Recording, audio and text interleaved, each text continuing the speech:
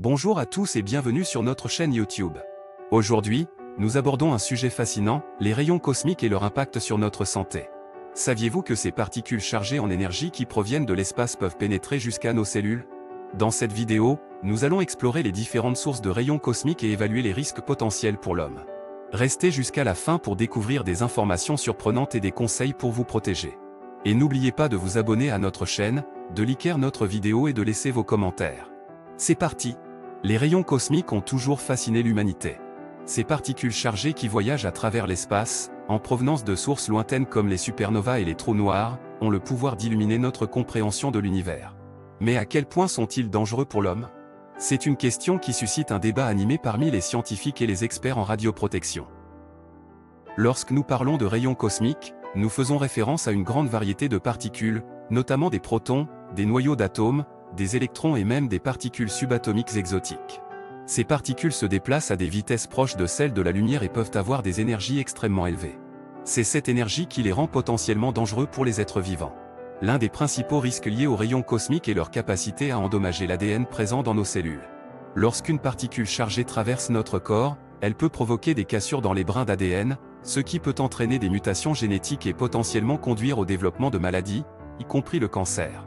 Cependant, il est important de noter que les rayons cosmiques ne sont pas la seule source de rayonnement ionisant auquel nous sommes exposés. Nous sommes également exposés à des rayonnements provenant du sol, de l'alimentation, des procédures médicales et même de certaines activités humaines, telles que les voyages en avion.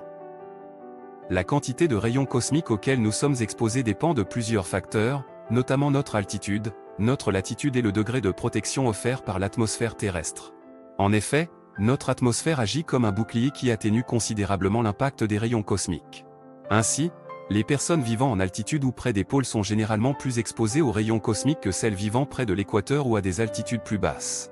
Les astronautes qui travaillent dans l'espace sont également confrontés à des niveaux de rayonnement cosmique beaucoup plus élevés que ceux auxquels nous sommes exposés sur Terre. Cela est dû au fait que l'espace n'a pas d'atmosphère protectrice pour filtrer les rayons cosmiques.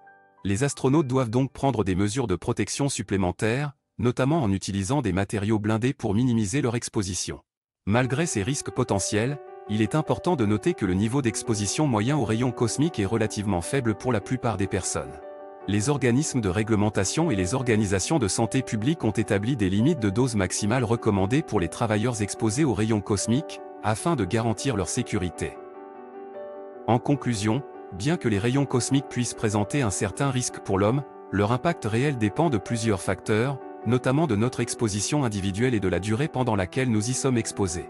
Il est donc important de continuer à étudier les effets des rayons cosmiques sur la santé humaine et de développer des mesures de protection adéquates pour assurer notre sécurité dans notre exploration de l'univers.